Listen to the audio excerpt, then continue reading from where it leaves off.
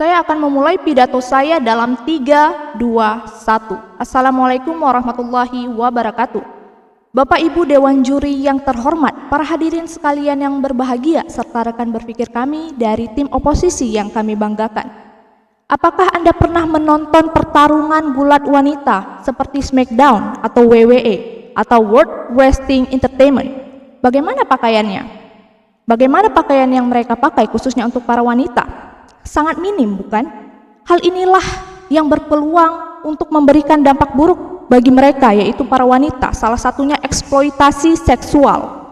Dalam status quo pada perdebatan kita pada kali ini, Bapak Ibu yang terhormat, saat ini olahraga gulat sudah tidak menunjukkan nilai-nilai olahraga, skill olahraga yang seharusnya ditunjukkan oleh petarung, tapi kini kian menurun, Bapak Ibu yang terhormat. Malah menjadikan program-program tersebut menjadikan program olahraga yang bertujuan sebagai program hiburan semata, Bapak Ibu yang terhormat.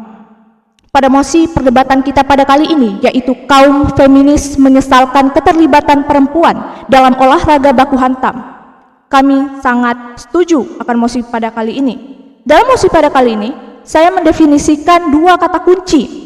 Yang pertama adalah olahraga baku hantam, yaitu olahraga bertarung dalam bentuk tinju atau gulat yang memfokuskan kepada kontak fisik keras antara atlet.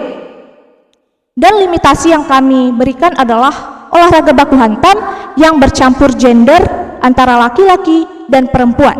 Bapak Ibu Dewan Juri yang terhormat, pada mosi kali ini kami mendukung keras atas penyesalan keterlibatan perempuan dalam olahraga baku hantam dengan beberapa argumentasi yang kami berikan. Yang pertama, mengapa kami setuju? Karena yang pertama adalah adanya eksploitasi seksual terhadap wanita, Bapak Ibu yang terhormat.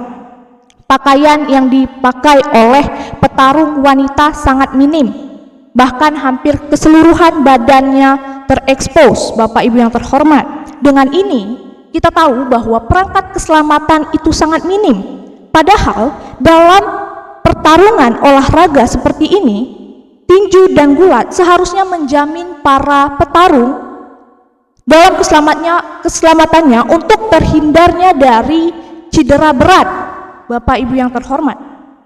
Selanjutnya, mengapa ini bisa dikatakan sebagai eksploitasi seksual? Kemungkinan hal ini merusak fisik wanita lebih buruk lagi, Bapak Ibu yang terhormat, dikarenakan melawan laki-laki yang volumenya lebih besar, badannya lebih besar. Tentu hal ini tidak sebanding dengan apa yang didapatkan oleh petarung wanita. Contoh yang dapat kami berikan, seorang pegulat wanita dari Jepang pada tahun 1997 bernama Mariko yang tewas dalam ajang olahraga tinju dan atau gulat yang lawannya itu sendiri adalah wanita, Bapak Ibu yang terhormat. Kita bayangkan sendiri bagaimana jika ia melawan laki-laki yang volume badannya lebih besar dan kita tidak tahu kekuatannya itu kemungkinan lebih besar, dan itu berpeluang memberikan cedera serius, bahkan hal yang fatal adalah tewasnya pemain wanita, Bapak Ibu yang terhormat. Poin argumentasi yang kedua, mengapa kami setuju dengan mosi perdebatan kita pada kali ini, yaitu peluang adanya pelecehan seksual pada pertandingan mixed gender atau pertarungan gulat atau tinju antara laki-laki dan perempuan. Ketika pelecehan terjadi, Bapak Ibu yang terhormat, disebabkan oleh petanding laki-laki atau petarung laki-laki, hal ini tentunya dapat memicu peluang wanita ataupun lawannya itu dapat mengalami depresi, karena kita tahu bahwa wanita itu sangat rentan akan yang namanya depresi. Contoh yang kami dapat berikan adalah Hana Kimura. Ia mengalami pelecehan seksual pada saat pertarungan, namun para netizen malah menyalahkan Hanaki karena pakaian yang dipakainya itu salah satu bentuk dari pertandingan. Dan ini merupakan salah satu dari victim blaming yang menyebabkan Hana Kimura mengalami depresi bahkan bunuh diri pada tanggal 23 Mei tahun lalu, Bapak Ibu yang terhormat.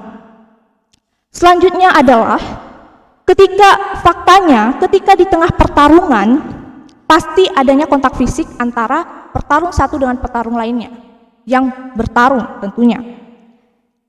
Kontak fisik ini tentu akan bersinggungan dengan bagian sensitif pada wanita. Ini dapat menjadi kesempatan dalam kesempitan, Bapak Ibu yang terhormat, dan ini tentunya sekali lagi dapat memberikan efek depresi kepada wanita yang bertarung tersebut, Bapak Ibu yang terhormat.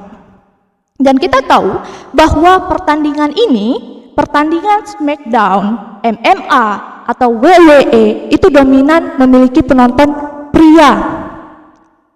Penonton wanitanya hanya sedikit, dan ini mungkin tentu lebih berdampak buruk lagi kepada wanita yang secara terekspos dan terang-terangan dalam melakukan kegiatan olahraga yang seharusnya menampilkan skill olahraga mereka, namun peluang pelecehan seksual terdapat pada yang dapat dilakukan oleh penonton ataupun bahkan pemainnya sendiri, itu berpeluang sangat besar, Bapak Ibu yang terhormat. Dengan ini kami mengatakan bahwa sistematika yang kami tawarkan dalam mosi kita pada kali ini, seharusnya olahraga baku hantam itu tidak menerapkan pertarungan berbeda gender disatukan, seperti laki-laki bertarung dengan perempuan, Bapak Ibu yang terhormat. Kita tahu bahwa dari contoh sebelumnya yang saya sebutkan, bahwa dengan wanita saja itu berdampak fatal, seperti menewaskan salah satu petarung Jepang, Bapak Ibu yang terhormat.